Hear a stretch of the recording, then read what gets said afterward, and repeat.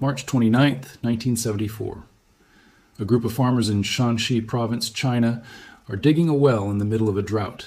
Their village has gone dry, the crops are failing, and they need water fast. A few feet down, their shovels hit something that is not soil. It is hard, curved, and unmistakably shaped like a piece of a human face. Within hours, word spreads through the village that the men have dug into a grave. Within days, government officials arrive and seal off the area.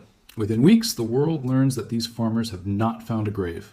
They have found an army, 8,000 life-size soldiers made of fired clay, standing in silent battle formation 2,000 years underground, guarding something so important that an emperor was willing to bury an entire military force made of earth to protect it for eternity. For 50 years, that discovery has been sold to the public as one of the great triumphs of the ancient world. A wonder.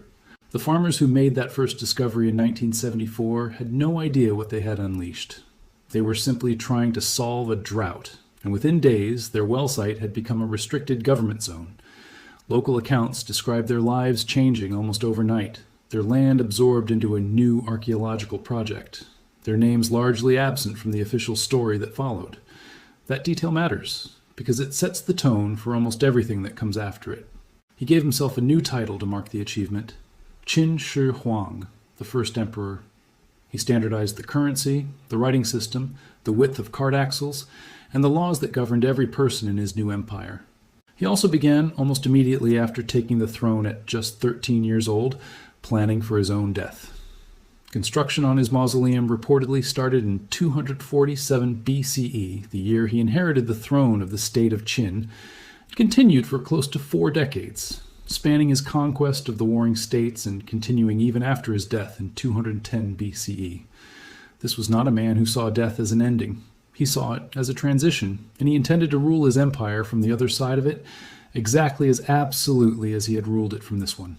The only detailed account of what he built comes from a historian named Sima Qian, who compiled a sweeping chronicle of Chinese history called The Records of the Grand Historian, roughly a century after the emperor's death. Sima Qian describes a subterranean palace beneath the burial mound, complete with a miniature replica of the emperor's entire domain. Rivers and seas rendered in flowing liquid mercury. A ceiling inlaid with pearls arranged to mirror the night sky. Nobody could verify functioning crossbow traps 2,000 years old. And strangely, in this entire detailed account of the tomb, Sima Qian never once mentions the 8,000 clay soldiers standing guard a mile away. Not the pits, not the horses, not the chariots. For an undertaking of that scale, that silence has never been adequately explained. Either the army carried a specific ritual significance that made it deliberately unmentionable in an official court chronicle, or the exact circumstances of its construction were considered a secret worth keeping out of the historical record entirely, even a full century after the fact, when you would expect at least a passing reference to have survived somewhere. That gap between what stands physically in the ground and what the one detailed written source about it chooses to leave out is the exact space where speculation and eventually hard forensic evidence would spend the next several decades trying to fill in the blanks. What has changed the conversation is not new speculation. It is new instruments, something Sima Qian only hinted at. The soldiers were never the whole story. They were the lid. It helps to understand just how the soldiers themselves were even possible in the first place, because the scale of the workforce only makes sense once you see what they were actually mass-producing. The 8,000 figures were not individually sculpted from nothing by 8,000 separate artists. Archaeologists studying the production process have identified something closer to an ancient assembly line, with different workshops responsible for different components. Start with the mercury, because this is the detail that turned out to be the least exaggerated of all. In the 1980s, Chinese researchers conducting soil surveys around the burial mound found mercury concentrations dramatically higher than anywhere else in the surrounding region, an anomaly that lined up almost exactly with the shape of the mound itself. That finding sat for decades as an interesting but unconfirmed data point. Then, in the summer of 2016, an international team led by physicist Sune Svanberg deployed a mobile laser radar system, essentially a mercury detecting version of the same LiDAR technology Lin uses to map buried cities, and scanned the atmosphere directly above the tomb over a period of weeks. The results were unambiguous. A Atomic mercury levels above the mound measured up to 27 nanograms per cubic meter, compared to a typical regional background of 5 to 10. The hotspots clustered precisely where earlier soil samples had already flagged anomalies decades earlier. In plain terms, something under that mound is actively releasing mercury vapor into the air above it, right now, in measurable quantities, more than 2,000 years after it was sealed. A 2025 follow-up survey traced the likely source even further, identifying ancient cinnabar mining sites in Xunyang, roughly 200 miles away, that appear to have supplied the mercury ore used in the tomb's construction. Sima Qian's flowing rivers of mercury are not a myth historians can safely wave away anymore. The soil is still bleeding proof of them. That single confirmed detail changes how you have to read everything else Sima Qian wrote, including the part almost nobody talks about, because rivers of mercury are not simply lavish decoration. They are also, functionally, a chemical weapon. Mercury vapor is acutely toxic. Sustained exposure at high concentrations causes tremors, organ failure, and death, and it does not need much time to do it. If the ancient accounts of an entire artificial river system inside the sealed chamber are accurate, and the atmospheric data increasingly suggests they are, then the central tomb of Qin Shi Huang is not simply an unopened historical curiosity. It is potentially one of the most lethal chambers ever sealed by human hands, still pressurized, still toxic, still exactly as dangerous today as it was the day the doors closed in 210 BCE. This is the primary reason archaeologists have never attempted to open it. It is not superstition holding them back. It is chemistry. In the 1980s, when researchers opened a smaller side pit near the soldiers for the first time, they watched the vivid paint on the clay figures, reds, blues, and purples preserved perfectly for 2,000 years, begin flaking away within seconds of contact with open air. If exposure to ordinary oxygen destroyed irreplaceable color in seconds, nobody wants to find out what exposure to a mercury-saturated atmosphere under pressure would do the moment that main chamber is finally breached. Lethal mercury vapor exposure can occur within minutes at concentrations far lower than what the readings above this mound already suggest is trapped beneath it, which means opening that chamber without extraordinary precautions would not simply risk damaging the historical record. It would risk the lives of the very people trying to study it. So it stays closed. Not because the danger is exaggerated, because it might not be. Now go beneath the soldiers themselves, because this is where the story stops being about engineering and starts being about people.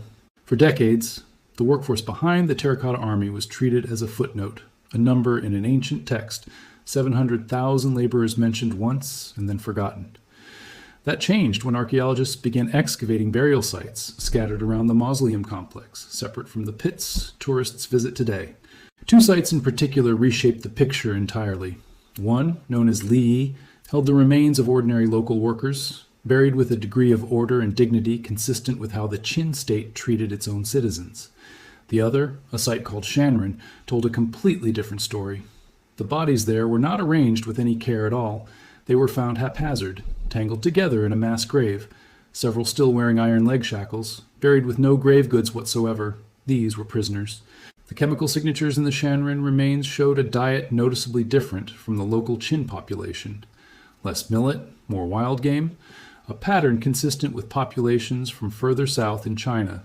In the region of the old Chu kingdom, one of the states Qin Shi Huang had violently conquered on his way to unifying the empire. Separate mitochondrial DNA research reached a similar conclusion from a different angle entirely, showing that the workforce buried near the mausoleum was not locally sourced. It was pulled from across the breadth of a newly conquered empire, meaning many of these men had likely been forcibly marched hundreds of miles from their homes, stripped of their communities, and worked under a punitive legal system in a land that was not their own, building a monument to the exact ruler who had subjugated them. This is where the story stops being ancient history and starts feeling uncomfortably close to a crime scene. Because the physical evidence does not describe a workforce that simply suffered the ordinary hardships of pre-modern labor.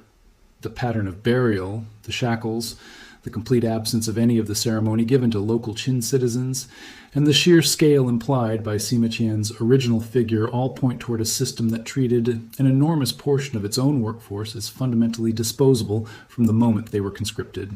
And then there is the detail in Sima Qian's account that historians have quoted for centuries with genuine discomfort, precisely because of how casually it is written. Once the emperor's body had been sealed inside the tomb, concern arose at court that the artisans who had built its innermost mechanisms, the traps, the treasure chambers, the exact layout of the passages, knew far too much. According to the text, the order was given to close the middle gate and seal the outer gate behind them while they were still inside. The phrase Sima Qian uses is stark and final. Not one came out. For a long time, this was treated as one of those dramatic flourishes ancient chroniclers added for effect, impossible to verify and probably exaggerated. It points toward a diet built around less millet and more wild game, a signature that lines up with the old conquered territory of Chu, one of the 6 independent kingdoms Qin Shi Huang personally crushed on his way to becoming the first emperor. In other words, a meaningful share of the men whose bones ended up shackled in a mass grave beside his tomb appear to have belonged to the very people he had just finished conquering, marched hundreds of miles from their homes to build a monument celebrating the man who had taken those homes away from them. It is difficult to imagine a crueler irony, and it is one that no ancient text ever needed to spell out, because the bones themselves eventually did the talking, 22 centuries after the fact. It is worth being honest about what the evidence can and cannot prove, because overselling it would betray the very science that uncovered it. The excavated mass graves represent a small fraction of the 700,000 laborers the historical record describes, and researchers are careful not to extrapolate a single empire-wide policy of mass execution from a limited number of documented burial sites. Skeletal and isotopic evidence can tell you a great deal about who these people were, where they came from, and how hard they worked. It cannot, by itself, definitively separate death by execution from death by exhaustion, malnutrition, or disease common to any densely packed labor camp operating continuously for decades. And Sima Qian, however increasingly consistent his account looks next to the physical evidence, remains a single source writing a century after the fact, working inside a literary tradition that sometimes favored a vivid moral narrative over strict documentary precision. These caveats matter. But even with every one of them included, the combined picture, mercury readings that confirm the tomb's most extravagant claims, mass graves that confirm brutal and disposable treatment of a conquered labor force, and a historical account of that labor force being permanently sealed inside the moment its usefulness ended, is not a comfortable one. It does not need exaggeration to be disturbing. The verified version is disturbing enough on its own. There is one more layer to this, and it may be the most revealing of all because it shows that burying inconvenient people was not an isolated incident born out of one moment of paranoia after the emperor's death. It was closer to a pattern. In 213 BCE, while the emperor was still alive and the tomb was still under construction, a group of court scholars publicly criticized his rule, arguing for a return to older philosophical traditions instead of the harsh, centralized legal system he had imposed across the newly unified empire. His response was to order the mass destruction of texts across the country, histories, philosophy, and competing schools of thought, keeping only technical manuals on subjects like medicine, agriculture, and divination. Any scholar caught discussing banned texts, or even referencing older philosophical schools in conversation, could be executed. The following year, after continuing to be defied and mocked by scholars who had promised him immortality potions that never materialized, the emperor ordered the execution of hundreds of them, traditionally recorded at around 460, some sources describing them as being buried alive. This event, remembered in Chinese history as the burning of the books and the burial of the scholars, is treated by mainstream historians as substantially real, not folklore. It establishes something crucial about the man who built this tomb. Silencing people who knew too much or who threatened the narrative he wanted told about himself was not an aberration in his rule. It was a governing method he used while he was still very much alive and in complete control. Sealing his own construction workers inside his tomb after his death was not a departure from his character. It was consistent with exactly how he had always operated. None of this obsession with silence and permanence was separate from his other great preoccupation, which was avoiding death altogether. Historical accounts describe Qin Shi Huang spending enormous imperial resources chasing rumors of an elixir of immortality, consulting alchemists and mystics, ingesting substances his advisors claimed would extend his life indefinitely, some of which modern toxicology suggests likely contained mercury itself, consumed under the belief that it granted eternal life rather than ending it prematurely. Shufu himself is said to have never come back to face the emperor at all, and some traditions place his final landing somewhere along the coast of Japan, a fitting end for a mission built entirely around a promise nobody could ever actually deliver. The pattern repeats itself with almost mechanical consistency throughout this emperor's life. Promise something impossible, fail to deliver it, and either vanish or be silenced before the failure can be spoken about too loudly. The emperor, who could not accept his own mortality, ultimately built a mercury-flooded tomb sealed by the deaths of the very people who constructed it. A monument to permanence built on top of the most literal kind of silence a ruler can enforce. The 8,000 soldiers standing above it were never really there to fight off invading armies or grave robbers with primitive weapons. Scholars increasingly view them as a ritual object, a spiritual bodyguard meant to accompany the emperor into whatever came next, standing eternally at attention above a chamber that modern instruments now confirm is genuinely chemically lethal, and above a burial ground that increasingly looks less like a workplace accident and more like the final phase of a project designed from the very beginning to erase its own witnesses.